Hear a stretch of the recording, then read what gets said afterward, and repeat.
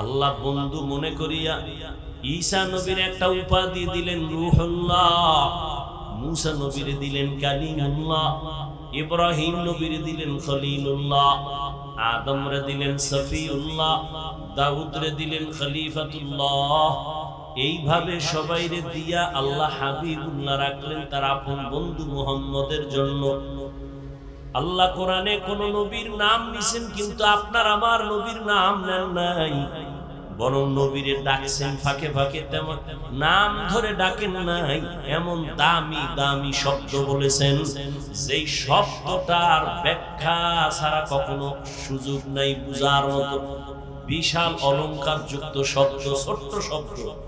রাহমাতুল লিল আলামিন, ইয়া আইয়ুহাল মুযাম্মিল কুমিল লাইলা ইল্লা কালিলা, ইয়া আইয়ুহাল মুদ্দাসসির। নবীরে ডাকলেন ইয়াসিন, তাহা। নবীরে ডাকলেন সিরাজাম মুনীরা, নবীকে ডাকলেন খাতামুন নবীন। আল্লাহ কোথাও নবীর নাম ধরে ডাকেন নাই। কিন্তু নবীর জীবনে দুইটা আশ্চর্য ধরনের সফর হয়েছিল। একটা সফর জমিনে আর একটা হয়েছিল আসমানের উপরে। দুই সফর বড় আশ্চর্য ধরনের। এক সফর আল্লাহ পাক রব্বুল আলামিন সুখের সফর করাইছেন, আর একটা সফর নবীর জীবনের বড় দুঃখের সফর করেছিলেন। দুই সফরের দুইজন সফর সঙ্গী। এক সফর মক্কা, দোনো সফর মক্কা থেকেই শুরু, দোনোটা সফর রাতের বেলায় শুরু। এক সফর মক্কা থেকে মদিনা, সফর সঙ্গী পয়গম্বরের জান্নাতি সাহাবী আবু বকর সিদ্দিক রাদিয়াল্লাহু তাআলা আনহু। আর এক সফর হলো মক্কা থেকে বাইতুল মাকদিস, ওখান থেকে সাত আসমানের উপরে আরশে আজিম। ওই সফরের সঙ্গী কিছু সময়ের জন্য জিবরাইল আমিন। আল্লাহ পাক এই যে দুইটা সফর করাইছেন, একটা হলো মক্কা থেকে মদিনায় হিজরত, এর থেকে আরো আশ্চর্য ধরনের সফর হলো আসমান ভ্রমণ করা। এত বড় আশ্চর্য ধরনের সফর যে ১৫০০ বছর পর এখনো অনেক নাস্তিক পর্যন্ত এই সফরকে মেনে নিতে পারে না। আল্লাহ তাআলা এখানে একটা আশ্চর্য ধরনের ঘটনা ঘটাই দিলেন। কোরআন শরীফে সূরা ইসরার ভেতরে বলেছেন, সুবহানাল্লাযী আসরা বিআবদিহি লাইলাম মিনাল মাসজিদিল হারাম ইলাল মাসজিদিল আকসাল্লাযী বারাকনা হাওলাহু লিনুরিয়াহু মিন আয়াতিনা। এখানে আল্লাহ কি বললেন? সুবহান, পবিত্র ওই সত্তা, আল্লাযী যিনি আসরা ভ্রমণ করাইলেন, বিআবদিহি তার প্রিয় বান্দাকে। আল্লাহ এত দামি দামি দামি শব্দ নবীর শানে ব্যবহার করলেন কোরআনে। রাহমাতুল লিল আলামিন, শফিউল মুজনিবিন, ইমামুল মুরসালিন, খাতামুন নবিয়্যিন, সিরাজাম মুনীরা। কিন্তু বিশাল বড় আশ্চর্য ঘটনার ক্ষেত্রে আমার আল্লাহ মেরাজের ঘটনা বর্ণনার ক্ষেত্রে নবী একটা সাধারণ শব্দ ব্যবহার করেছেন, আবদিহি, আবদ বান্দা।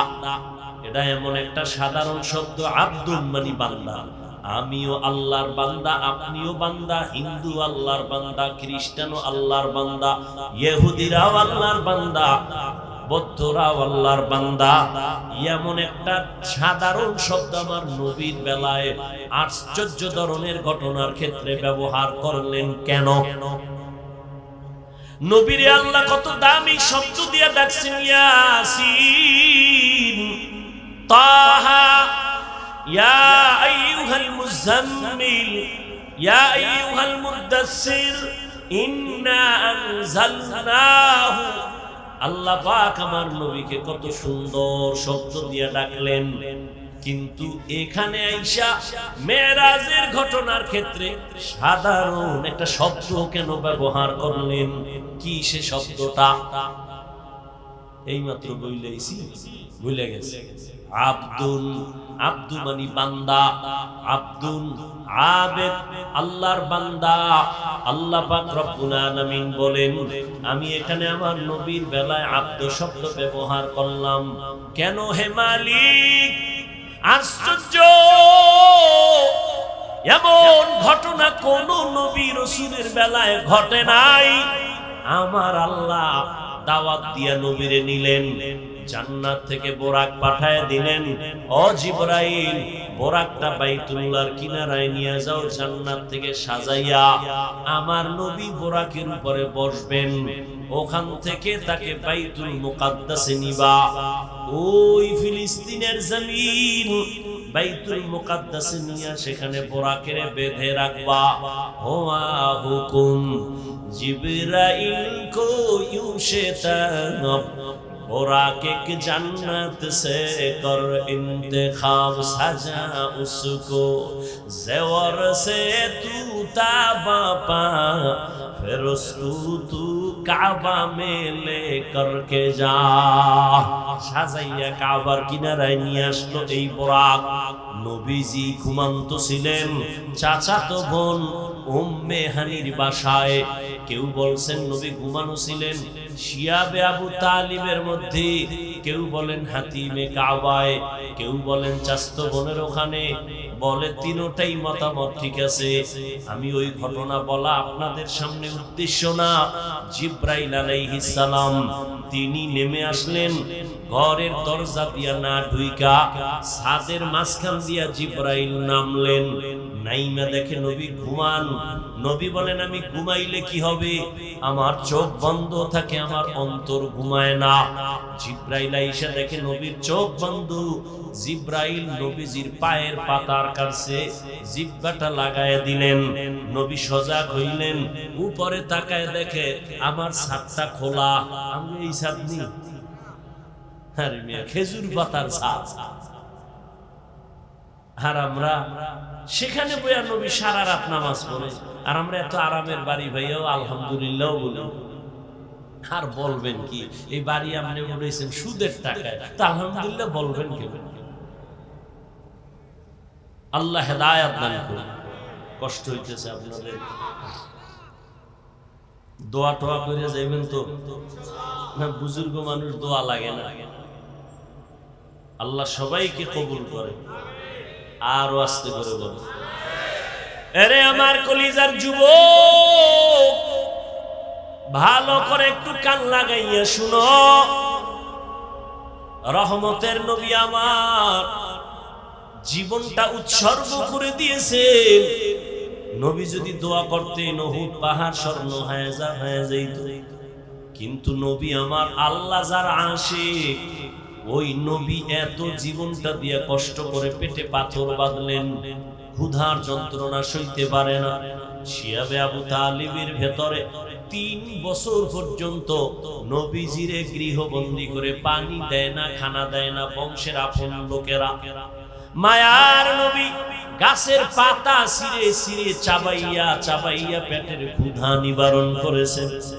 নবী আর বড় বেজার না, বিল্ডিং দেখি আফসোস করে না, নবী টাকা চায় না, বরং নবী আল্লাহর আদালতে দোয়া করেন, হে মালিক আমাকে গরিবী হালাতে রাখিও, গরিবী হালাতে মরণ দিও, কিয়ামতের দিন আমারে গরিবের সাথে হাসরের মাঠে উঠাইও।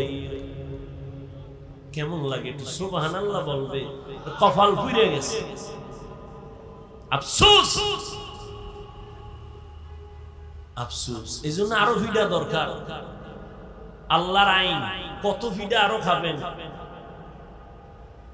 বেঈমানের আল্লাহ স্বর্ণের খাট দিয়া ঘুম পাড়াবে, মুসলমানের ইচ্ছা রকম পিডাইবে বেঈমানের হাতে আল্লাহর আইন।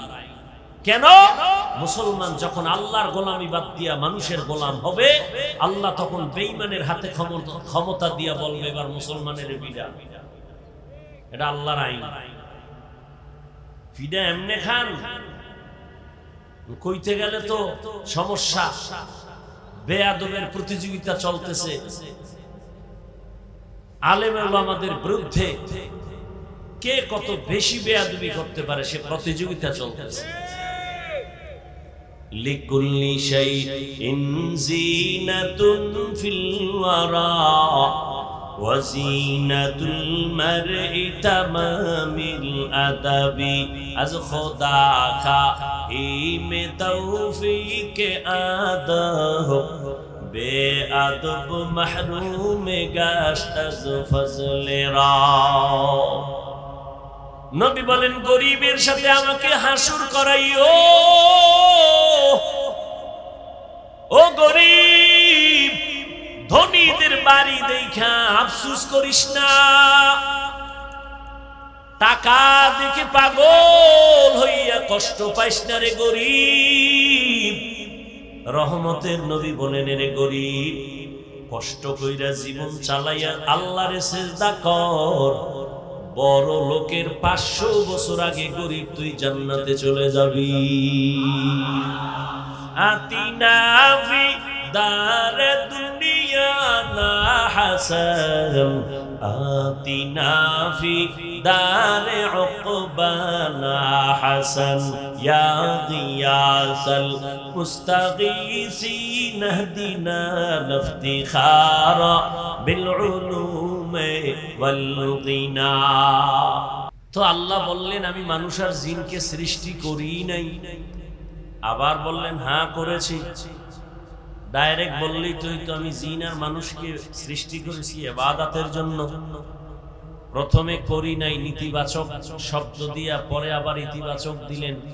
কারণ এর সংক্ষেপ কারণ হলো মানুষের জেহেনকে আল্লাহ পাক খালি করে একটা কথাই ঢুকাইলেন, এ মানুষ তোমাকে সৃষ্টি করা হয় নাই।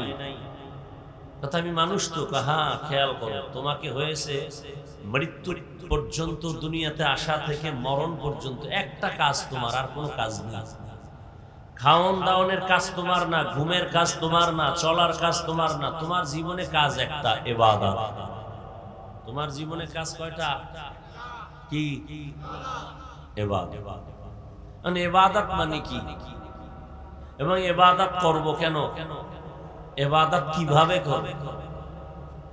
ইবাদত আল্লাহর হুকুমকে নবীর তরিকায় পালন করার নাম ইবাদত। কেন করব? আল্লাহর মুলাকাতের জন্য, জান্নাত পাওয়ার আশায়। কিভাবে ইবাদত করব? মন গড়া না, জীবনে যা করব সব নবীর তরিকা। মানে ইবাদত মানে কি? রাতের বেলা যায় নামাজে কাটানো, দিনের বেলা রোজা রাখা, তাসবিহ টানা না। একটু আগেই বলছি জীবনে যা করবে মুমিন, দুনিয়াতে আসা থেকে মরণ পর্যন্ত যা করবে সব ইবাদত। খানা খাবেন ইবাদত, ঘুমাবেন ইবাদত, হাসবেন ইবাদত, কান্না করবেন ইবাদত, বাথরুমে যাবেন ইবাদত, সব ইবাদত। মন গড়া না। কার তরিকায়? একমাত্র নবীর তরিকা। নবীজির তরিকায় খানা খাবেন ইবাদত, নবীর তরিকায় বাথরুমে যাবেন ইবাদত, নবীর তরিকায় কাউকে মুহাব্বত করবেন ইবাদত, নবীর তরিকায় কাউকে দুশমন মনে করবেন ইবাদত। মানুষের জীবনে যা করবে সব ইবাদত। আল্লাহর সন্তুষ্টির জন্য নবীর তরিকায় করলে ইবাদত। কেন করব ইবাদত? আল্লাহ পাওয়ার জন্য, জান্নাতের পজিশন বাড়ানোর জন্য। দুনিয়াতে আর কোনো কাজ নাই ইবাদত ছাড়া। রাজনীতি করবেন তাও ইবাদত। কখন ইবাদত হবে? যদি নবীর তরিকায় হয়। নবী রাজনীতি করছেন নি, শুধু করেন নাই, পৃথিবীর প্রত্যেকটা মানুষকে রাজনীতি শিক্ষা দিয়ে গেছে। নবী হলেন পৃথিবীর শ্রেষ্ঠ রাজনীতিবিদের শিক্ষক, আর কোরআন শরীফ হলো পৃথিবীর শ্রেষ্ঠ রাজনীতির কিতাব। আর পৃথিবীতে সংসদ ভবন বা পার্লামেন্ট হলো রসুলের মসজিদ, মসজিদে নববী। আর আমরা কি বলি? মসজিদে রাজনীতি চলবে না। কে কয় যে দুর্নীতি আর পেট নীতি করে, এরা কয় মসজিদে রাজনীতি চলবে না। তার মানে হুজুর যে কোরআনের রাজনীতি করবে তা চলবে না, উনি যে পচা রাজনীতি করবে, ধান্দাবাজি করবে, এটা চলবে। হুজুর কোরআনের লাইন মতো চললে মসজিদের ইমামতি থাকা কঠিন, আর উনি পচা পায়খানা খাইয়াও কমিটিতে থাকতে সমস্যা নেই। আর আমার দেশের ছেলেরা নাকে তেল লাগায় ঘুমায়, দেশ স্বাধীন। হ্যাঁ, তুমি এখানে নাকে তেল লাগায় ঘুমাও, দেশ স্বাধীন। আর ঢাকাতে মা বোনেরা সাংবাদিক সম্মেলন করে বলে আমাদের অধিকার ফেরত চাই। কি অধিকার? কয় দেহ ব্যবসা করে খাইতাম, ওই দেহ ব্যবসা করে আবার স্বাধীনভাবে চলবো, কারো হস্তক্ষেপ থাকা যাবে না, সেই অধিকার চাই। আর তুমি নাকে তেল লাগায় ঘুমাও স্বাধীন। মুসলমান স্বাধীনভাবে ঘুমাতে পারে না। মুসলমান 24 ঘন্টা চোখ কান খোলা রাখতে হবে। মুসলমান তো নাকে তেল দিয়ে ঘুমাবে সেদিন। এদেশের ময়দানে উলামায়ে কেরাম দ্বীনের বয়ান করবেন, কোন বেনামাজি সুদখোরের অনুমতি নিতে হবে না যেদিন। মুসলমান তো নাকে তেল লাগায় ঘুমাবে সেদিন। এদেশের প্রত্যেকটা মসজিদ মাদ্রাসার কমিটিতে বেনামাজি সুদখোর থাকবে না যেদিন। কিন্তু দোষ দিবেন কারে? আকাম তো আপনিই করেন। ওই যে একটু আগে বলছি, ইসলাম চায় ভোটের আগের রাত্রে কেবলা ঘুরায় দেয়, হাদিয়া পাইয়া, সুদ খাইয়া, টাকা খাইয়া। আল্লাহ হেদায়েত দান করুন। এই জন্য আপনি রাজনীতি করেন ইবাদত হিসাবে।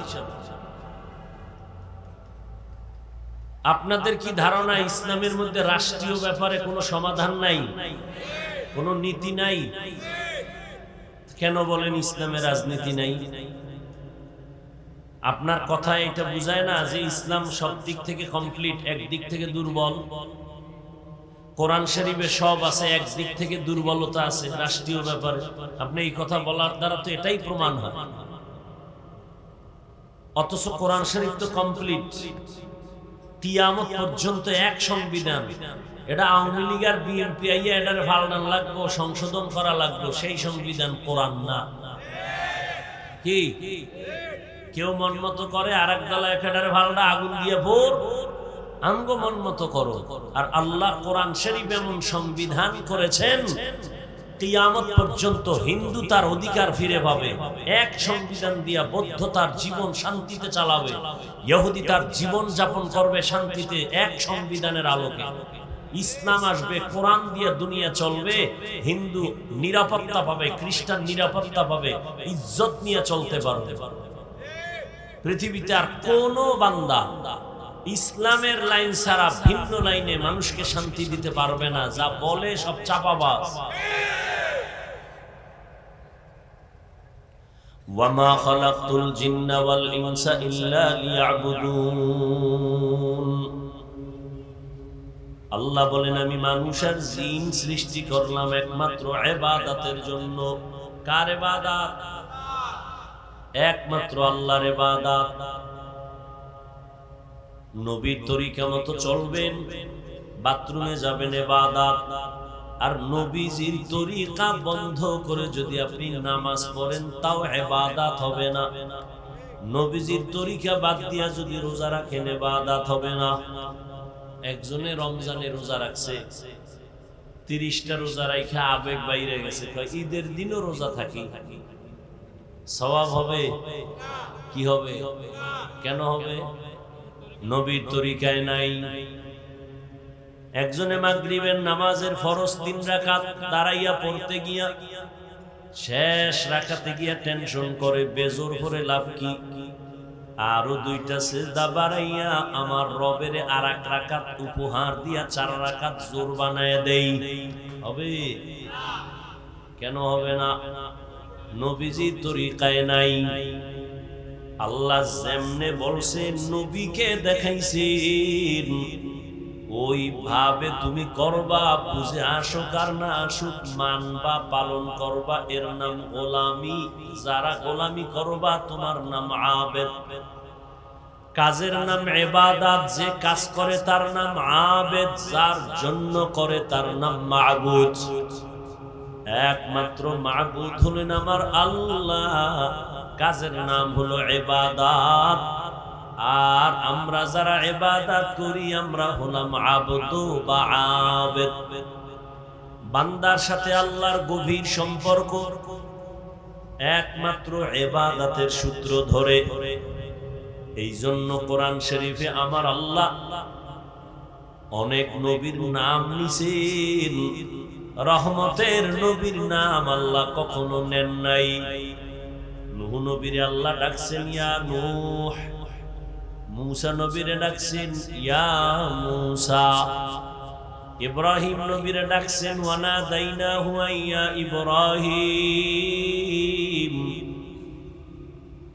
দাউদ নবীরে ডাকছেন ইয়া দাউদ, ঈসা নবীকে আল্লাহ ডাকছেন ইয়া ঈসা ইবনে মারইয়াম।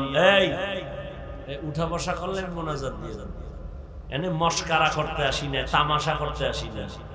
আমাদের প্রত্যেকটা সেকেন্ডের মূল্য আছে।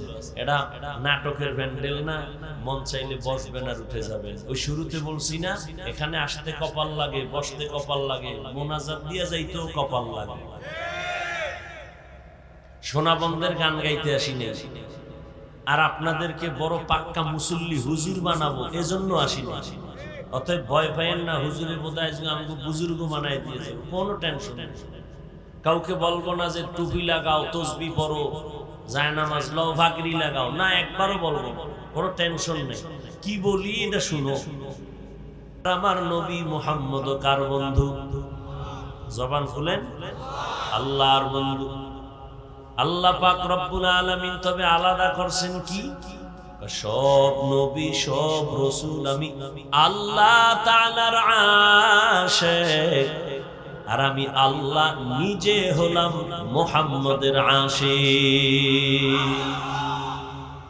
এই ও কই সাউন্ডটা বাড়াইতে পারো না? গেছে বিড়ি টানতে।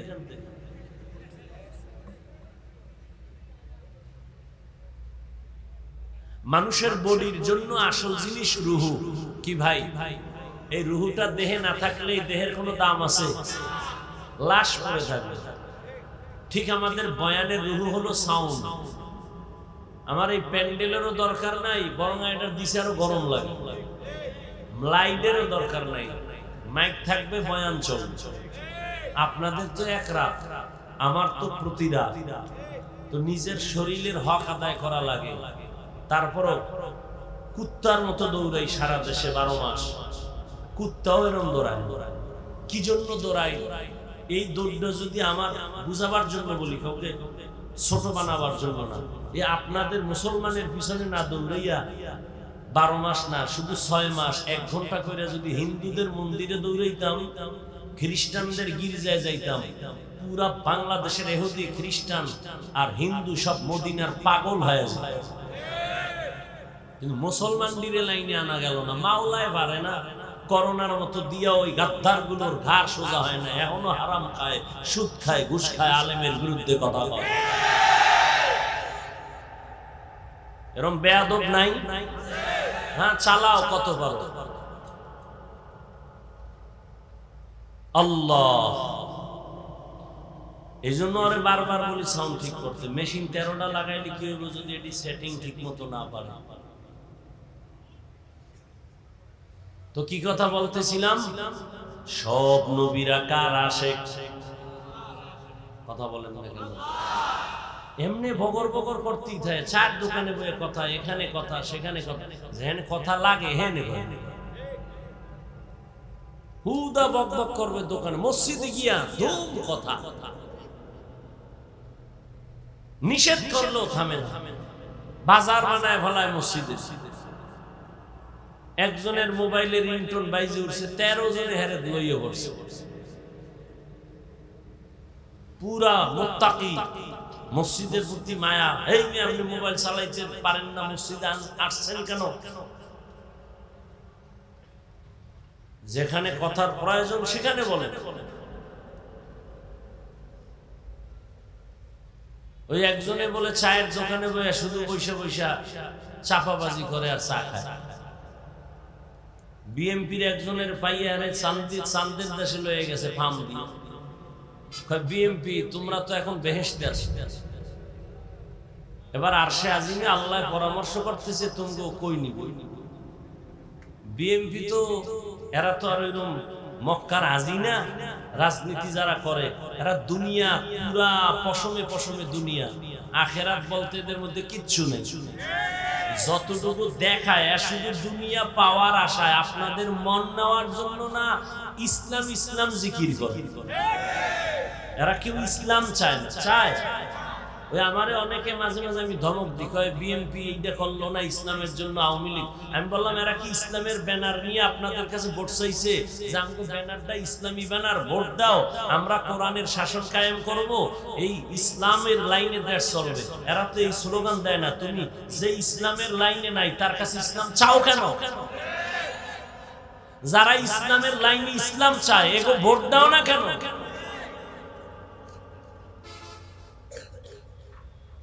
বর্তমানে আমাকে হুজুরদের মধ্যে আলেম চেয়ারম্যান আছে না বাংলাদেশে? আসেনি? খবর লও তো, সারা বাংলাদেশের চেয়ারম্যান এক পালায় উদাও, আর আমগো ওলামায়ে কেরাম যারা চেয়ারম্যানই করে এদেরকে খবর লও। আল্লাহর জাত ও সিফাতের কসম, আল্লাহর দ্বীন ইসলাম আর কোরআন দিয়েই এই জাতিকে শান্তি দেয়া সম্ভব, অন্যথায় নয়।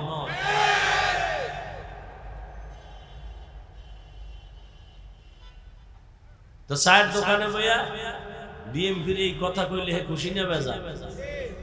ও মিশা কইছে তো হে খুশি। দোকানওয়ালার কাছে তাড়াতাড়ি দুধ বেশি দিয়ে একটা দুধ চা দাও, হ্যাঁ রুটি দাও। বিএমপি ভাগ যাইছে আওয়ামী লীগের একটা। খাহারে তোমরা এত টেনশন কেন করো? চোখটা খুললে দেখবা তোমরাই এ ফার্ম পায় কয়ারে শুধু দুধ চা না, রুটির লগে কলাও দাও। এরকম চাপাবাজি কইরা 13 কাপ চা খাওয়া শেষ। হঠাৎ করে আইসে একজন প্রাইমারি স্কুলের মাস্টার, হে তো শিক্ষিত, হেরো মকা মনে কইরা দেখছে 2-1 কাপ খাওয়ান যায়। জিজ্ঞা স্যার আমারে চিনেন নি? কয় না। সর্বনাশ, আমাকে চিনেন না? আমি তো বিদেশি একজন প্রবাসী। আমি সৌদি আরব 3 বছর, কাতারে 2 বছর, সিঙ্গাপুরে ছিলাম 4 বছর। এত যে চাপাবাজি করে, স্যার এখনো চায়ের অর্ডার দেয় না। স্যার তো বুঝে ফেলছে এত বক বক করে কেন। স্যার একটা প্রশ্ন করে ফেলছে, আপনি কানাডা গেছেন, কুয়েত গেছেন, কাতার গেছেন, সৌদি গেছেন, তাহলে আপনার ভূগোল সম্পর্কে তো অনেক অভিজ্ঞতা আছে। বলে হ্যাঁ হ্যাঁ 3.5 বছর ছিলাম। স্যার এবার বুঝলেন যে এটা আসলে কথার পাগল না, এটা চাপাবাজ। চাপাবাজি করে করে করে করে মানুষের থেকে ধান্দা করে। এ দুনিয়ায় সবগুলোই চাপাবাজি করে দুনিয়া পাওয়ার জন্য। এই জন্য আমি সেদিন ঢাকায় বলেছি, ও যুবকেরা, আল্লাহর কসম করে বলি, তোমরা এই জীবনে যত আপন পাইছো সব স্বার্থপর। তোমাদের জীবন নিরেট, তোমাদের জীবনের আপন বন্ধু হলো একমাত্র উলামায়ে কেরাম। এছাড়া তোমাদের আপন কেউ নেই। দেখো না, এত গালি দাও, এত বিরোধিতা করো, এরপরও আলেম দোয়াই করে, কখনো বড় দোয়া করে। দেখলে হাসি মুখে সালাম দেয়, বাবা কেমন আছো। এই ব্যবহার তোমাকে কেউ দিবে না। আর তুমি যে যাদের পিছনে দৌড়াও, স্বার্থে আঘাত লাগলে দল থেকে শুধু নাম কাটে না, কল্লা কেটে দেয়। আল্লাহ সব ভাইকে হেদায়াত দান করেন। আল্লাহ তাআলা বলেন, সব নবী পয়গম্বর আমার আশিক, আর আমি আল্লাহ একমাত্র মুহাম্মদের আশিক। ব্যবধান আছে না নাই? বন্ধু শব্দের অনেক শব্দ আছে আরবিতে। আল্লাহ বন্ধু মনে করিয়া ঈসা নবীর একটা উপাধি দিলেন রূহুল্লাহ, মুসা নবীর দিলেন কালিমুল্লাহ, ইব্রাহিম নবীর দিলেন খলিলুল্লাহ, আদমরে দিলেন সফিউল্লাহ, দাউদরে দিলেন খলিফাতুল্লাহ। এইভাবে সবাইরে দিয়া আল্লাহ হাবিবুল্লাহ রাখলেন তার আপন বন্ধু মুহাম্মদের জন্য। আল্লাহ কোরআনে কোন নবীর নাম নিছেন, কিন্তু আপনার আমার নবীর নাম নেন নাই, বরং নবীরে ডাকছেন ফাঁকে ফাঁকে, তেমন নাম ধরে ডাকেন নাই। এমন দামি দামি শব্দ বলেছেন যেই শব্দটার ব্যাখ্যা ছাড়া কখনো সুযোগ নাই বুঝার মতো। বিশাল অলংকার যুক্ত শব্দ, ছোট্ট শব্দ। রাহমাতুল লিল আলামিন, ইয়া আইয়ুহাল মুযাম্মিল কুমিল লাইলা ইল্লা কালিলা, ইয়া আইয়ুহাল মুদ্দাসসির। নবীরে ডাকলেন ইয়াসিন, তাহা। নবীরে ডাকলেন সিরাজাম মুনীরা, নবীকে ডাকলেন খাতামুন নবীন। আল্লাহ কোথাও নবীর নাম ধরে ডাকেন নাই। কিন্তু নবীর জীবনে দুইটা আশ্চর্য ধরনের সফর হয়েছিল। একটা সফর জমিনে আর একটা হয়েছিল আসমানের উপরে।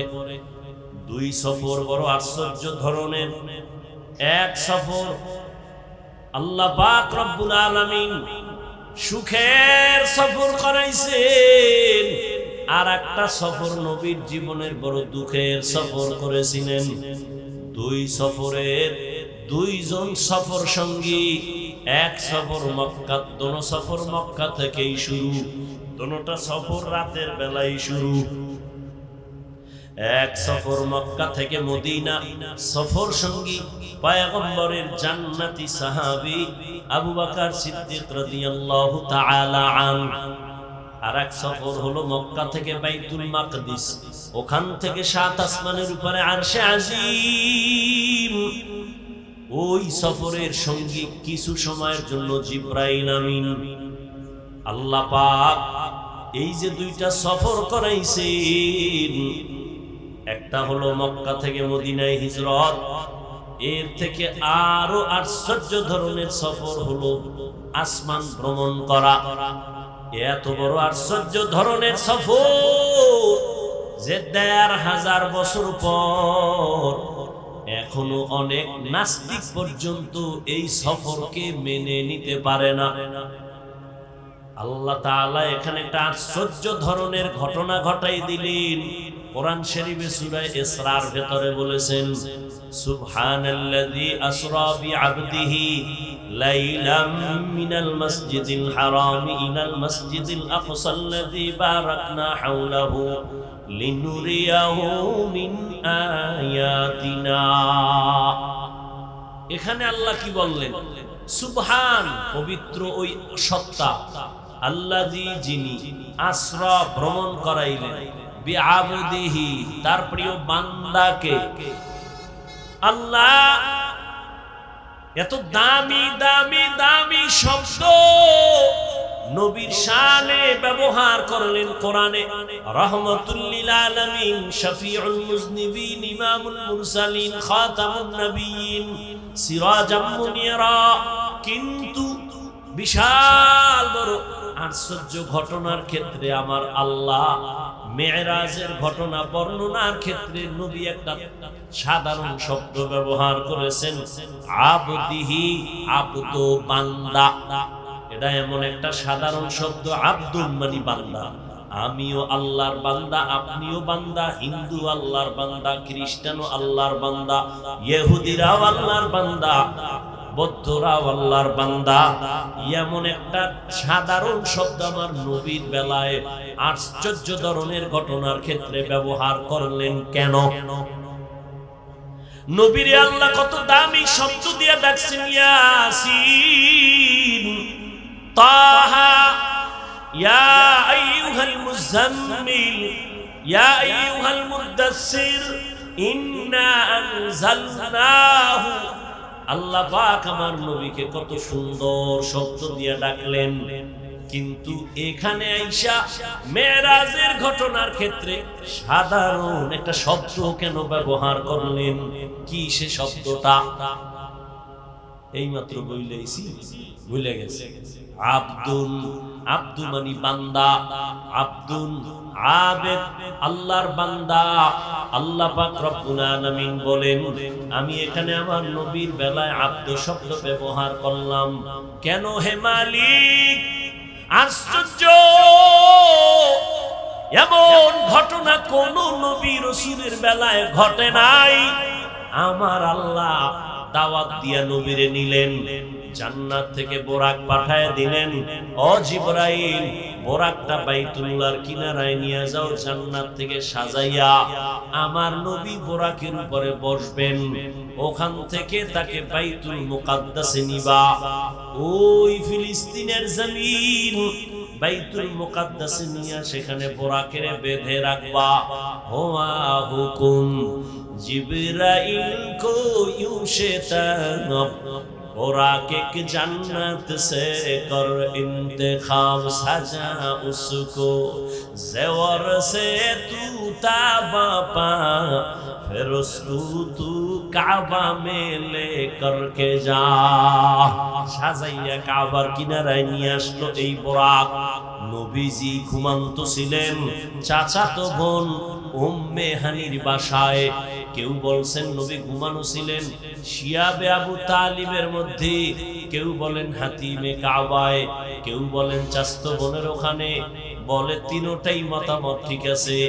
আমি ওই ঘটনা বলা আপনাদের সামনে উদ্দেশ্য না।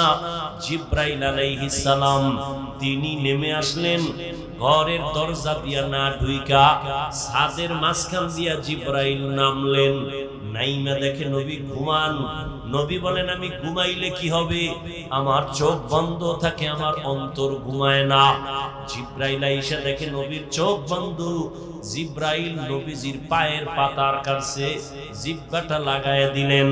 নবী সজাগ হইলেন, উপরে তাকায় দেখে আমার ছাদটা খোলা। আমি এই ছাদ নি, আরে মিয়া খেজুর পাতার ছাদ। আর আমরা সেখানে বইয়া নবী সারা রাত নামাজ পড়ে, আর আমরা এত আরামের বাড়ি ভাইয়াও আলহামদুলিল্লাহ বলি। আর বলবেন কি এই বাড়ি আপনি বলেছেন সুদের টাকায়, তা আলহামদুলিল্লাহ বলবেন কেন? আল্লাহ হেদায়েত দান করুন। কষ্ট হইতেছে আপনাদের,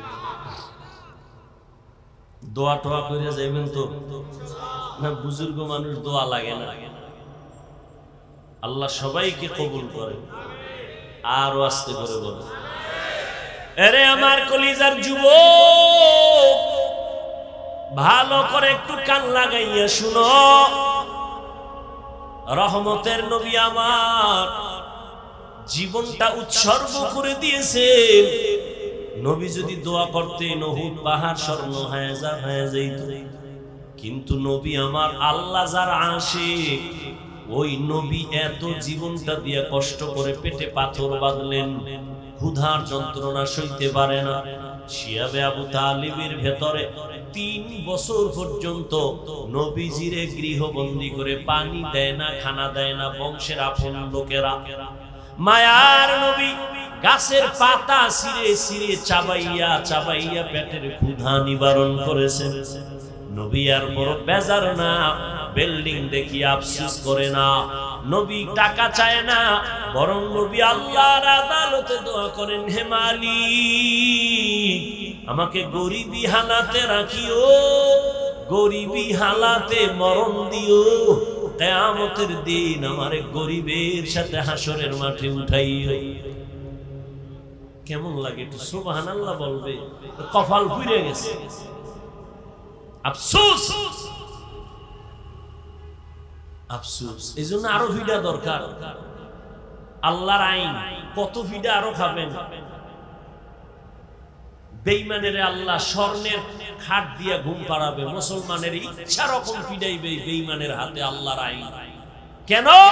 মুসলমান যখন আল্লাহর গোলামি বাদ দিয়া মানুষের গোলাম হবে, আল্লাহ তখন বেঈমানের হাতে ক্ষমতা দিয়া বলবে এবার মুসলমানের পিডা।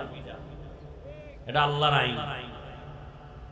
পিডা এমনে খান, কইতে গেলে তো সমস্যা। বেয়াদবের প্রতিযোগিতা চলতেছে, আলেম ওলামাদের বিরুদ্ধে কে কত বেশি বেয়াদবি করতে পারে সে প্রতিযোগিতা চলতেছে।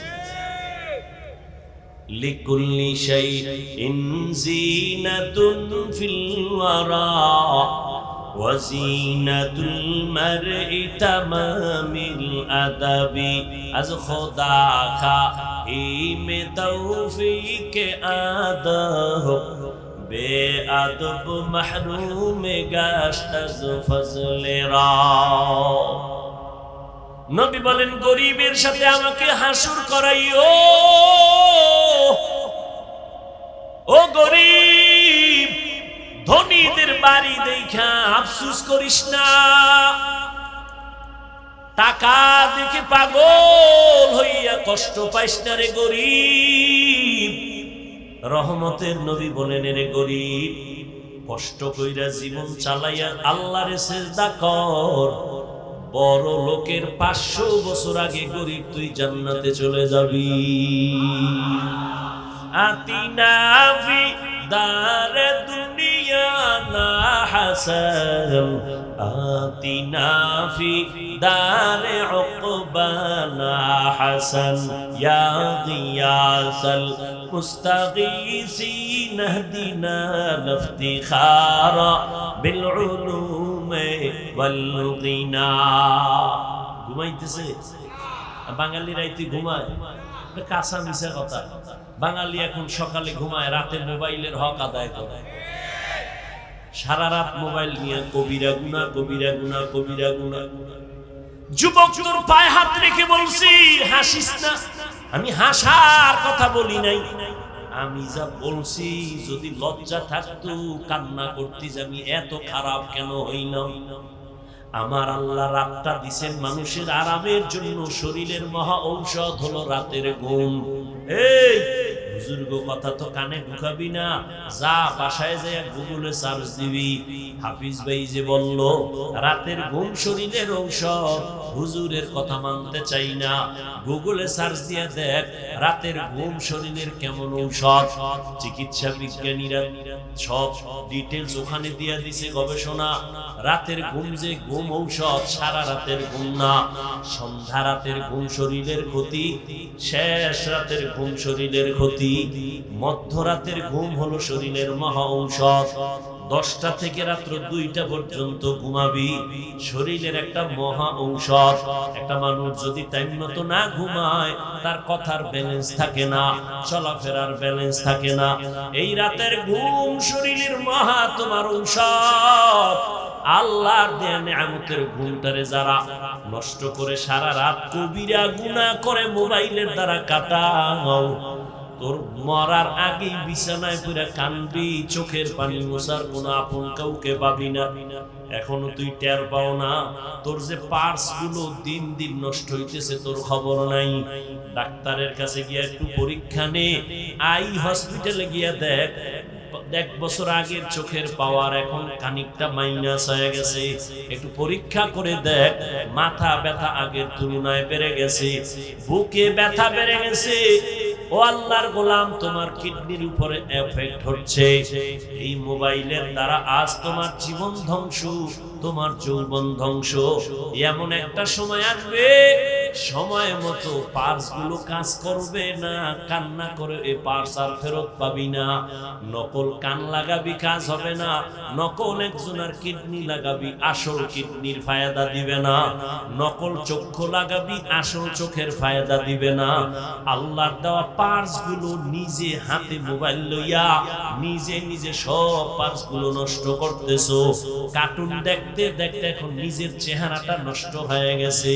আমি যুবকের যদি বলি বাবা 40 বছর পর্যন্ত একটা যুবকের চেহারার উজ্জ্বলতা নষ্ট হবে না, এটা আল্লাহ নিজে ওইভাবে সিস্টেম করে বানাইছেন। কোনো মেডিসিন লাগবে না, কোনো পাউডার ক্রিম লাগবে না। 40 বছর চেহারাটা উজ্জ্বল থাকবে, দেখলে মায়া লাগবে। কিন্তু আমি যুবকের বলি, পায়ে ধরে বলি, বেয়াদবি মাপ চাই, রাগ করিস না রে বাবা। বল তোর 25 বছরের চেহারা কেন নষ্ট হয়ে গেল? তোর চেহারার দিকে তাকাইলে কেন মায়া লাগে না? তোর চেহারার মধ্যে কেন উজ্জ্বলতা নাই? একমাত্র কারণ সারা রাত কবিরা গুনাহ করার কারণে আমার আল্লাহ বেজার হয়ে চেহারার নূর নিয়ে গেছে। খুশি না? এই তোর সাথে মাইয়া কোরআন শপথ করছে না? কয় নাম্বার জানুনি? তুই যত নাম্বার তোর ওইটা ওই অত নাম্বার। তুই যদি 4 নাম্বার হও, তোর সাথে কসম করা মাইয়াও 4 নাম্বার।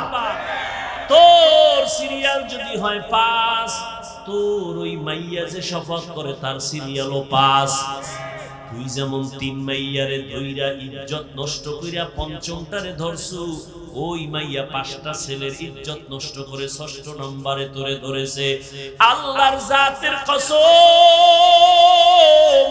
তওবা যদি নসিব না হয়, মরার আগে জাহান্নাম কেমন, মরার আগে দেখবি বউ নামের জল্লাদ দিয়া।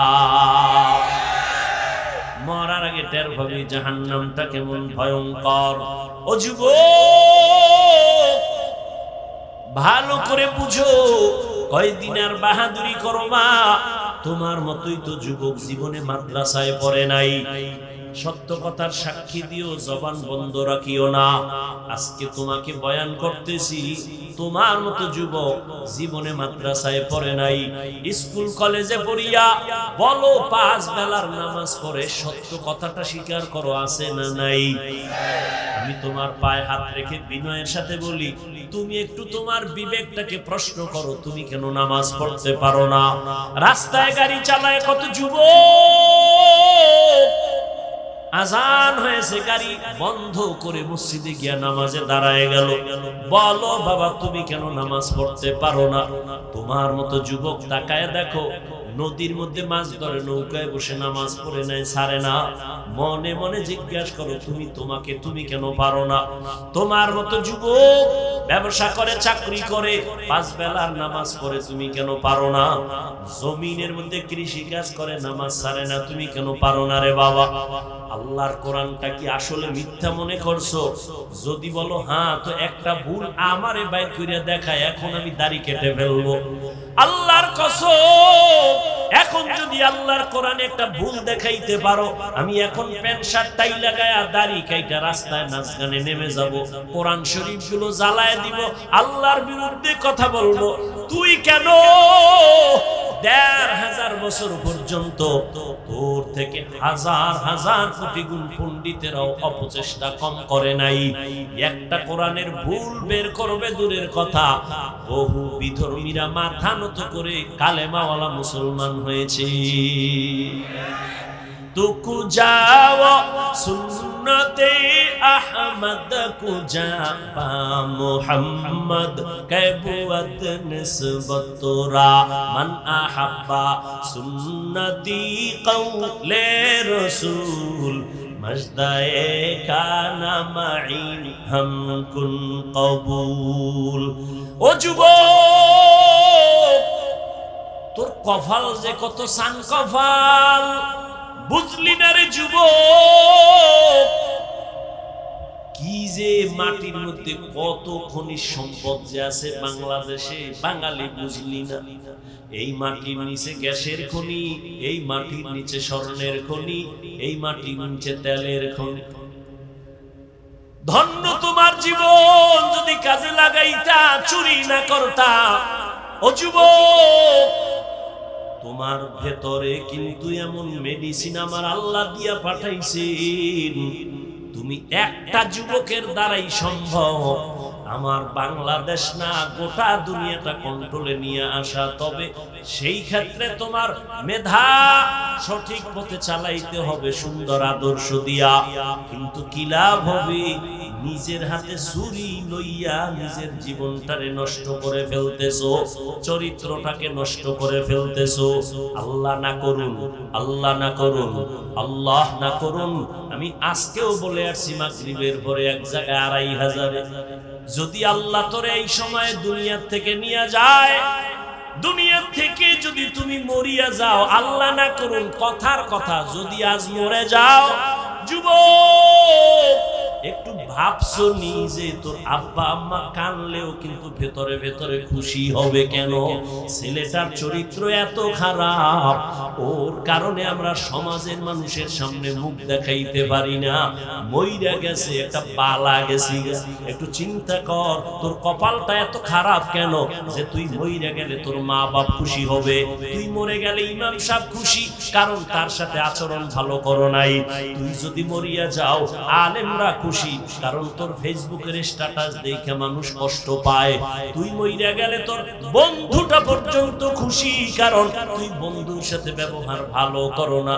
একটু বালিশে মাথা লাগাইয়া চিন্তা করিস, কুত্তা শুয়ারের আল্লাহ পাক চিন্তা করার মতো মেধা দেন নাই, ভালো মন্দ যাচাইয়ের মেধা মানুষকে দিছেন।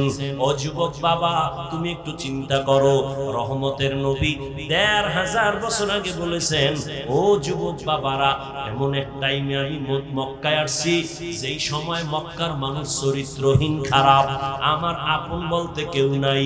মানুষ বিপদে পইরা বাবার কাছে যায়, আমার আব্বাও মায়ের কাছে গিয়া কয়, মা একটু হাত উঁচু করে দোয়া করো, আমারে আল্লাহ এমন ভাবে জমিনে পাঠাইছে, আমার চারদিকে এই পরিমাণ দুশ্মন, আমি দোয়া চাওয়ার জন্য আব্বারেও পাইলাম না। ৬ বছরে মা হারায় বড় অসহায়, কিন্তু আমার অন্তরে খুশি। ওই বিপদের সময় আমার উপকার যারা করেছে অধিকাংশ যুবক, আর আমার বিরোধিতা করেছে যারা বুড়া। যুবকেরা আমার উপকার করেছিল। এই গৌরীপুর এলাকার মুসলমান যুবকরে ১৫০০ বছর পরে একটু দাঁড়াইয়া বলতে পারবেনি আমার মদিনার নবীর আদর্শের উপকার কি করলি? একটা মানুষ দাড়ি রাখছে, যদি খুশি হয়ে বলতে, যুবক ভাই তুমি দাড়ি রাখছো নি? কয় হ্যাঁ, ধন্যবাদ তোমারে, দোয়া করিও আমিও যেন রাখতে পারি। তাহলে নবী খুশি হইতেন, আল্লাহ খুশি হইতেন। কিন্তু না, তোমার কপাল এত খারাপ, একটা যুবক ছেলে দাড়ি রাখার পর তুমি আবার তারে নিরুৎসাহিত করিয়া বলো, এই তুই দাড়ি রাখছো কাহা, বয়স কত? এত এত তাড়াতাড়ি বুজুর্গ, লজ্জা করে না? বিয়ে শাদী করছো? কয় না। এত তাড়াতাড়ি? তোমার থেকে সান্ত্বনার বাণী পাইল না। অথচ নবী বলেন, যুবক আমার উপকার করেছে, বুড়ারা আমার বিরোধিতা করেছে। নবীর বিরোধী দুশমন আবু জাহাল বুড়া, আবু লাহাব নবীর দুশমনি করে বুড়া, উতবা নবীর দুশমনি করে বুড়া, সায়েবা নবীর দুশমনি করে বুড়া। আর নবীর আপন হইয়া উপকার করার জন্য রহমতের নবীর হাতের সাথে হাত লাগাইছেন ১১ বছরের সন্তান। কয় বছর? ১১ বছরের সন্তান হাত লাগাইয়া নবীর সাথে শপথ নিলেন কালেমার পতাকা উড্ডীন করার জন্য। নবী কয়, ও ভাই, তুমি এতদিন ছিলা আমার চাচাতো ভাই, এখন থেকে তুমি আমার সাহাবী। হযরত আলী ১১ বছরের মধ্যে নবীর হাতে হাত লাগায় দিলেন। ১১ বছর মদিনার নবী বলেন, এতদিন ছিল আলী আমার চাচতো ভাই, এখন কি হইছে? সাহাবী। কিছুদিন পরে কি হবেন? কি হবেন? জামাতা। নবী খুশি হইয়া, যুবক আমার কাছে আসছে, নবীর প্রাণ ঠান্ডা হয়ে গেছে। আলী তো আলী, নবী এমন একটা চোখের পাওয়ার দিয়া দিছেন কলবের ভেতরে। আলী ৯০০ মনের ওজন, এমন একটা কামুল দুর্গের কপাটা এক হাতে উঠায়। আলীর আল্লাহ এমন পাওয়ার দিছেন, মদিনার নবী অন্তর কইরা দোয়া করেন, আনা দারুল হিকমা ওয়া আলীউন বাবুহা, আমি মুহাম্মদ হলাম ইলম ও হিকমতের ঘর, আর এই ইলমের ঘরের দরওয়াজা আমার আলী। আল্লাহর নবীর দোয়ার কারণে আল্লাহ পাক আলীকে এত পরিমাণ জ্ঞানের ভান্ডার দিলেন। ওমরের খেলাফত চলতেছে, ওমরে ফারুক তো আরেকটা বাঘ, চেয়ারের মধ্যে খেলাফতের মসনদে বসা, হঠাৎ সামনে পাশে আলীও আছেন। হঠাৎ একজন মহিলা আদালতে হাজির। মহিলা দায়িত্বহীন ভাষায় চিল্লায় বলে, খলিফাতুল মুসলিমিন, আমি অপরাধী, বিচারের জন্য আসছি, আমার বিচার করেন, আমি অন্যায় স্বীকার করলাম। কি অন্যায় করেছো? মহিলা বলে, আমি জিনা করেছি। জিনা জিনা করি একটা অবৈধ বাচ্চা আমার পেটে নিয়ে দাঁড়াইছি, বিচার করেন। কার সামনে? আরে কথা কন না। ওমর তো কথার আগে তরবারি। জল্লাদ তরবারি ডালা কেন কয় দেখছুনি নিজের অপরাধ নিজে স্বীকার করেছে কেন কয় ও জাহান্নামের আযাবের ভয় পায় ও আল্লাহর বান্দি বলে আমি দুনিয়ার শাস্তি মাথা পেতে নিব কিন্তু পরকালে আল্লাহর আযাব নিতে পারবো না ও পর্দার আড়ালের আম্মা জানেরা একটু মাইকের আওয়াজ কানে লাগায় শুনেন এতক্ষণ আপনাদের সন্তানদের যেই পরিমাণ বয়ান আমি শুনাইলাম রে মা এই সন্তানগুলোকে যদি আমার কথা বাস্তবায়ন করার জন্য চেষ্টা করা হয় আম্মা জান আপনাদের অবদান ছাড়া সম্ভব হবে না এই দুনিয়ায় যত ভালো সন্তান একমাত্র মায়ের অবদানের কারণে এজন্যই তো মা আপনাদের এত মর্যাদা আল্লাহ বাড়াইছে নবীর মাধ্যমে কিয়ামত পর্যন্ত কোন লাইনে আলাদাভাবে নারীর মর্যাদা বাড়ানোর কোনো রাস্তাই নাই দুনিয়ার কোন বেঈমান যদি বলে আমরা আলাদা নারীর সম্মান দিব খোদার কসম নারীর সম্মান হবে না চালাকি করলে হবে নারীরা অপমান নারীর সম্মান কোন কোন লাইনে দরকার আমার আল্লাহ দিয়ে দিয়েছেন একবারে কিয়ামত পর্যন্ত নবীদের মা বানাইছেন নারীদেরকে আম্মা জানদের বেলায় বলবনি দিয়ে একটা কথা আরে আম্মা জান আপনাদের জীবনটা তো ধন্য আপনারা নবীদের মায়ের মতো মা সাহাবায়ে কেরামের মায়ের মতো দামি মা আপনারা এই যে স্টেজের মধ্যে হাফেজে কোরআনদের বাগড়ি দেওয়া হলো একটু চিন্তা করেন ওর মা কত খুশি ওর বাবা কত খুশি কলিজাটা ভরে গেছে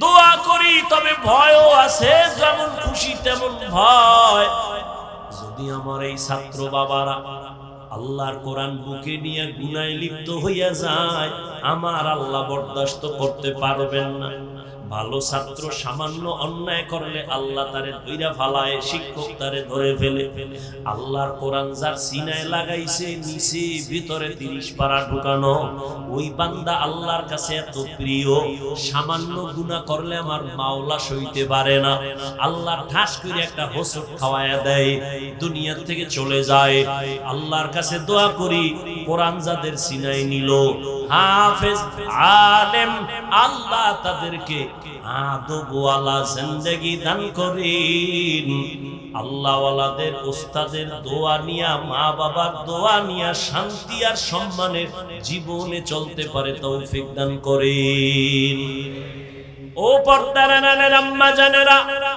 আপনারা তো খাদিজা রাদিয়াল্লাহু তাআলা আনহার মতো নারী ফাতেমা রাদিয়াল্লাহু আনহার মতো দামি নারী আপনারা তো আয়েশা রাদিয়াল্লাহু আনহার মতো নারী আরে আম্মা জান আপনারা তো ইসমাঈল নবীর মা হাজেরা আলাইহা সালামের মতো নারী আপনারা তো ঈসা নবীর মা মারইয়াম আলাইহা সালামের মতো নারী আপনারা তো কেমন দামি ওই বেঈমান ফেরাউন নিজের খোদা দাবি করেছিল একটু জানা থাকলে বলবেন ওই বেঈমানের ঘরে তার স্ত্রী কে ছিল আসিয়া কত দামি নারী রহমতের নবী বলেন কিয়ামতের ময়দানে জান্নাতের মধ্যে আসিয়ার সাথে আমি মুহাম্মদের বিবাহ হয়ে যাবে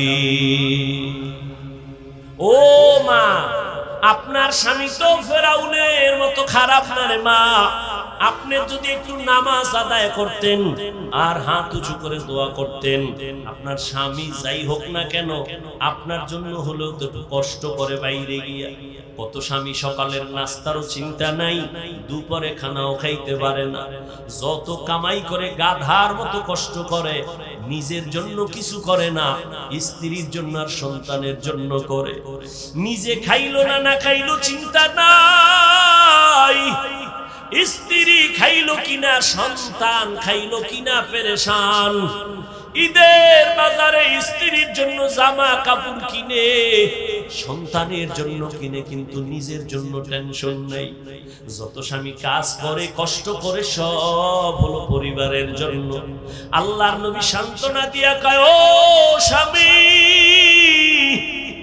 তুমি যে কষ্ট কইরা তোমার স্ত্রী সন্তানের পেছনে তো টাকা ব্যয় করো, মনটারে এত ঘাবড়াইও না, শান্তির জীবন নাও, খুশির সংবাদ নাও।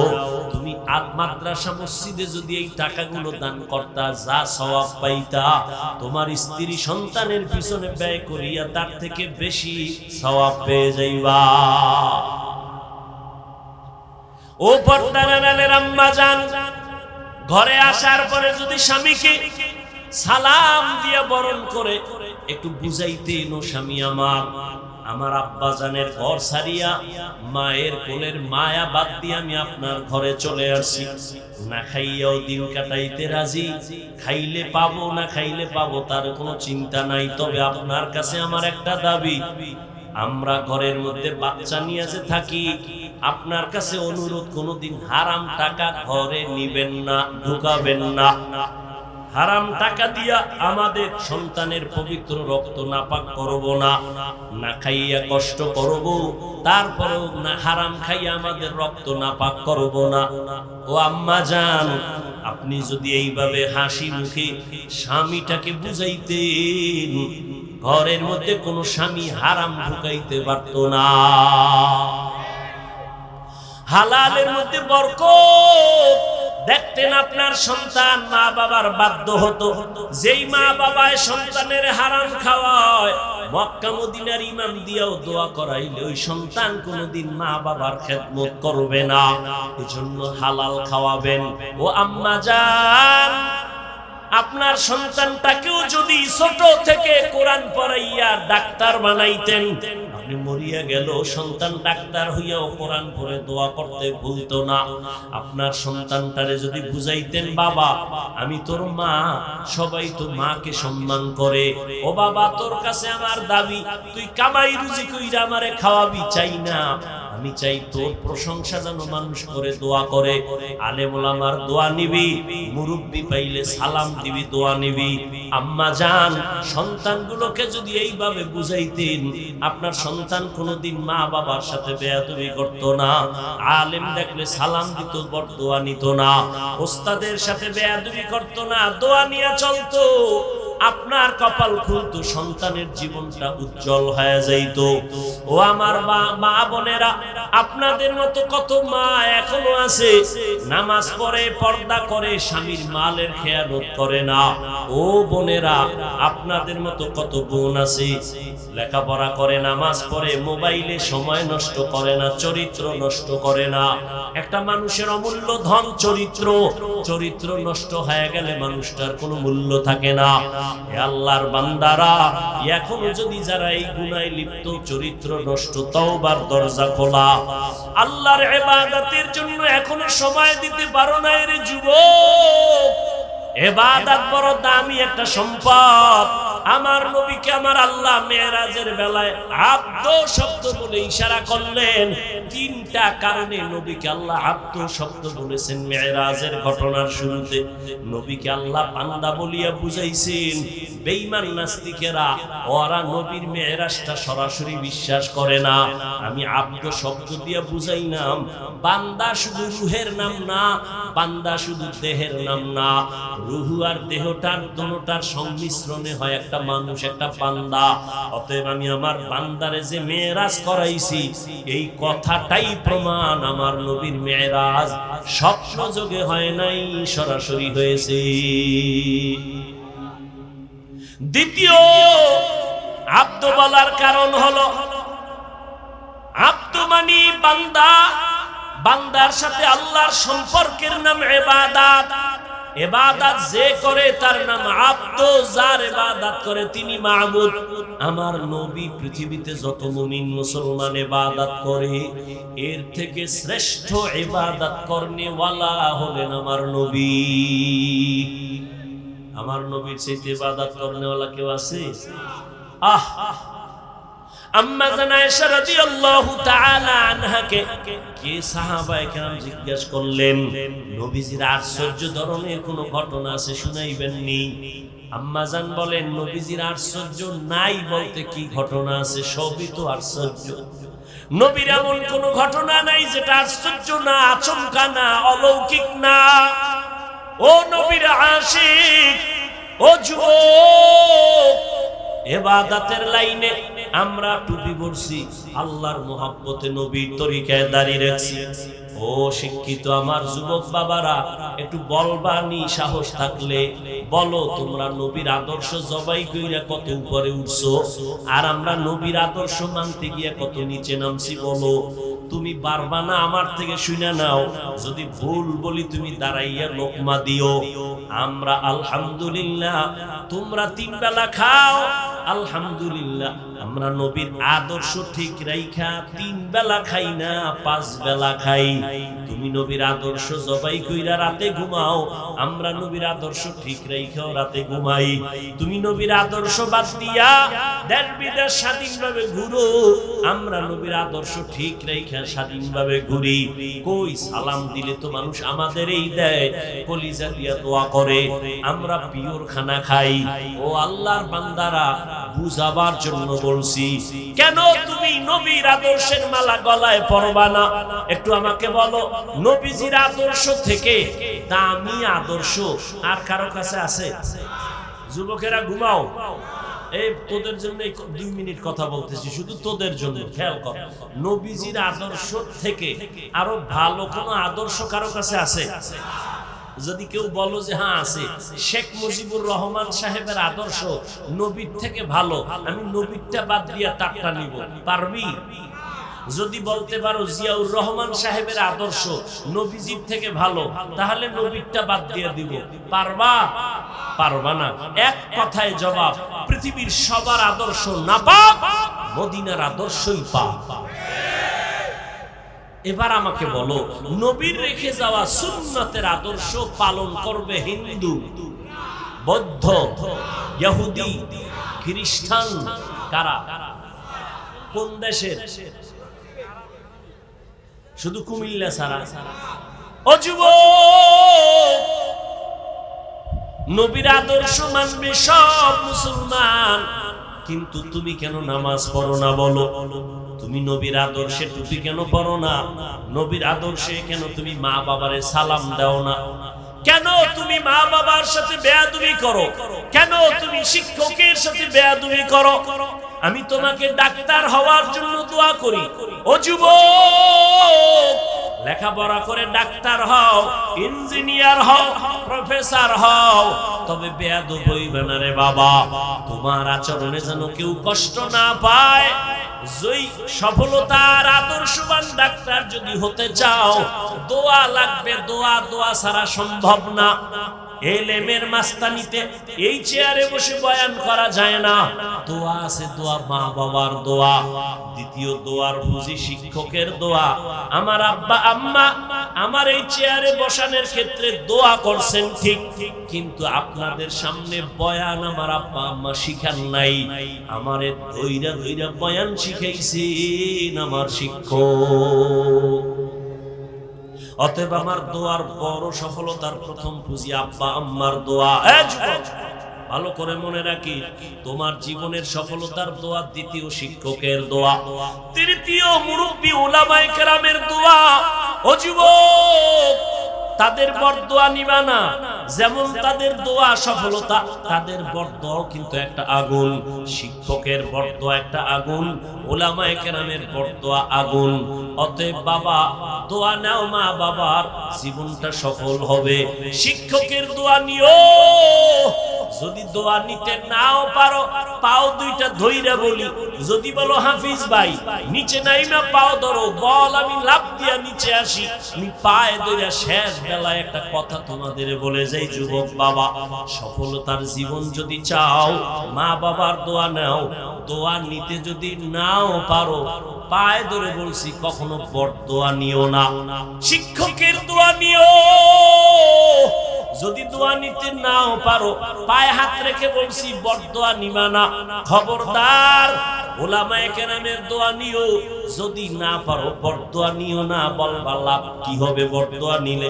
আল্লাহর কোরআন আমার টেবিলে আছে, কোরআন সাক্ষী, আল্লাহর কসম, যদি মা বাবার বরদোয়া লাগিয়া যায়, শিক্ষকের বরদোয়া লেগে যায়, আলেমের বরদোয়া লেগে যায়, মরার আগে মইরা যাবি, মানে রুহু থাকবে, হাত থাকবে না, চোখ থাকবে না, পঙ্গু হয়ে যাবি, চাকার তলে কখন মাথা ঢুকে যাবে টের পাবি না।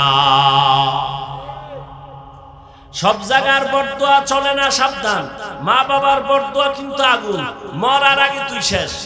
উস্তাদের বরদোয়া কিন্তু আগুন, মরার আগে উলঙ্গ পাগল হয়ে রাস্তায় ঘুরবি।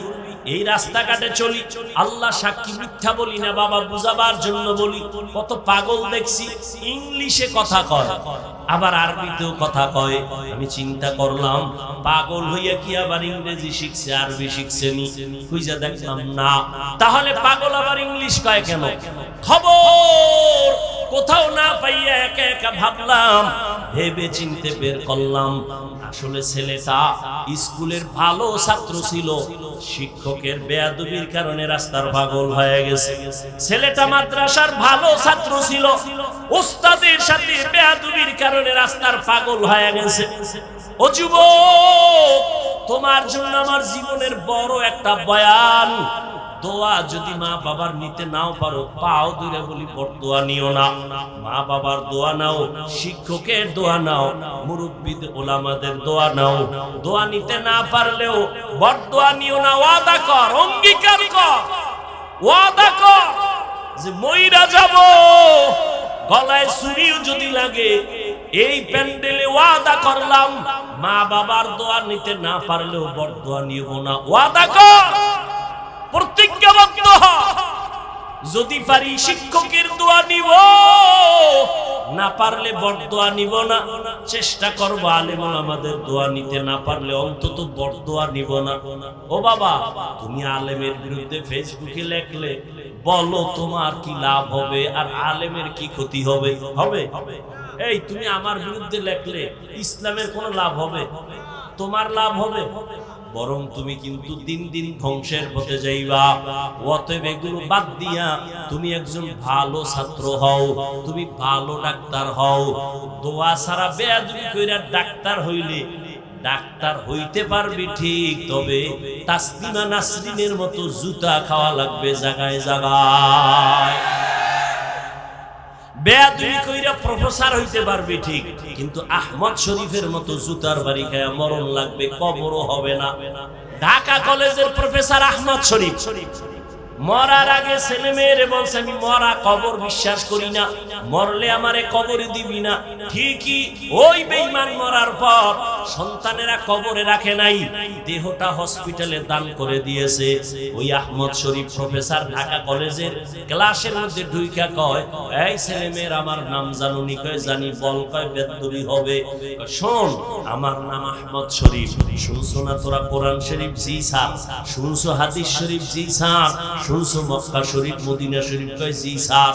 আজকে থেকে শুনা ল, মক্কা শরীফ বাদ, মদিনা শরীফ বাদ, কোরআন শরীফ বাদ, হাদিস শরীফ বাদ, আমি আহমদ শরীফ তোদের জন্য যথেষ্ট। ওই ডাক্তার হয়ে লাভ নাই, ওই প্রফেসর হয়ে লাভ নাই, সুনামের সাথে জীবনটা তৈরি করো। সেজন্য মা বাবার দোয়া আর মোবাইলের থেকে নিজের চরিত্রটারে বাঁচাও, কারণ চরিত্র একটা অমূল্য সম্পদ। দিন দিন কবি নজরুলের ইতিহাস পড়ো, কত গর্ব করো। তোর মতো সারা রাত আকাম করলে জীবনে কবি নজরুল হতে পারতে। তুই যে সারা রাত মোবাইলে আকাম করো, নির্লজ্জ বেহায়া, ঘুমের মধ্যে মরণ হয়নি? এই যুবকেরা বল। আচ্ছা, আজরাইল যদি আইসা দেখে তোর কানের ভিতরে গানের তার লাগানো, তুই মুসলমানের সন্তান, আল্লাহর ভয় নিয়ে বল, তুই আজরাইল যদি দেখে রাতে তুই কানের মধ্যে তার লাগাইয়া ঘুমাইছো গান শুনতে শুনতে, আল্লাহর কাছে কালকে কি জবাব?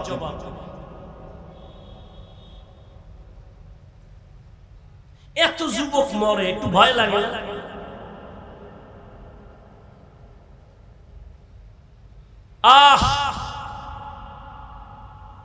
অনুরোধ করে বলে গেলাম, ও পর্দার আড়ালের মা, এখনো সময় আছে, আপনার সন্তানকে বুঝাই একটু লাইনে নেন, দোয়া করেন। ওলামায়ে কেরাম, ও মুরব্বীরা, ও যুবক বাবারা, এখনো সময় আছে, তওবা করো। মনে মনে আমার আল্লাহকে বলো, আল্লাহ জীবনে তো গুনাহ কম করি নাই, আমার গুনার কারণে চোখ বন্ধ করে মনে হয় তাকায় দেখি হাত না পাক করে ফেলেছি, গুনার কারণে চোখ না পাক, অন্তর না পাক, জিহ্বা না পাক। ও আল্লাহ, এই গুনার খবর যদি আমার আপনজন কেউ জানতো, সম্মানের নজরে দেখতো না। আল্লাহ তুমি দেখার পরেও রাগ করিয়া সম্মানের জায়গা থেকে ফেলে দাও নাই, খানা বন্ধ করো নাই, বাতাস বন্ধ করো নাই। ও আল্লাহ, আজকে তওবার নিয়ত করলাম, মরিয়া গেলে যাব, তুমি তো হায়াতের মালিক, তুমি তো মৌতের মালিক, তুমি তো রিজিকের মালিক। জীবনে তো অন্যায় কম করি নাই, মনে চাইছে নামাজ পড়বো না, পড়ি নাই, মনে বলতো আড্ডা দিব, বেপরদা নারী দিয়া দিছি, মনে চাইছে পার্কে যাব, দৌড়ায় গেছি। ও আল্লাহ, আজকে থেকে ফিরতে চাই, আর নামাজ ছাড়বো না, আর দাড়ি কাটবো না, আর বেপরদায় চলবো না, মা বাবাকে কষ্ট দিব না, উলামায়ে কেরামের বিরুদ্ধে যাব না, নবীজির তরিকা মেনে চলবো। অন্তরটাকে ঘুরাইয়া আল্লাহর মুহাব্বত যদি থাকে, তওবা করো। আমার আল্লাহ কত দয়াময়, আল্লাহ তোমার আমার গুনাহ দেখার পরেও রাগ করে পানি বন্ধ করেন নাই, বরং আমার আল্লাহ প্রতিদিন ডাকে, নাই বান্দা তওবা কর, জীবনের গুনাহ মাফ করে দিব। আল্লাহর নবীর তরিকা মতে ইবাদত চালু করে দাও, আর লেখাপড়া করো, চাকরি করো, ব্যবসা করো, মনে মনে তওবা করো, আর নামাজ ছাড়বো না, বেপরদায় চলবো না, দাড়ি কাটবো না, মা বাবার দোয়া নিয়া, মুরব্বীদের দোয়া নিয়া, শিক্ষকের দোয়া নিয়া, উলামায়ে কেরামের পরামর্শ নিয়া, নবীজির তরিকা মেনে চলবো। আল্লাহর কাছে তওবার নিয়ত করো। জানি না কার কপাল ভালো, কারটা খারাপ। আবু জাহালের মতো 13 বছর নবীর বয়ান শুনিয়াও কালেমা পড়ে নাই, আর 27 বছরের যুবক ওমর নবীর কাছে তরবারি নিয়ে গিয়েও কালেমা পড়ে ফেললো। এই ময়দানেও জানি না কার কপাল কেমন। কিছু আল্লাহর বান্দা ওমরের মেজাজ নিয়ে গুনার কথা মনে করে তওবা করে ওয়াদা করবে, আর নামাজ ছাড়বে না, বেপরদায় চলবে না। আবার একদল গোলাম তওবা নসিব হবে না, এখান থেকে বের হইয়া আরো বিরোধিতা শুরু করে গুনার পাল্লা ভারী করবে। ও আল্লাহ, এই ময়দানে আমি দাবি করি সবার সিনাটা হেদায়েতের জন্য খুলে দেন, তওবার জন্য কবুল করে নেন। আয় আল্লাহ, প্রত্যেকের দ্বীনের হেদায়েতের উপরে চলার তৌফিক দান করেন। আলহামদুলিল্লাহি রাব্বিল আলামিন।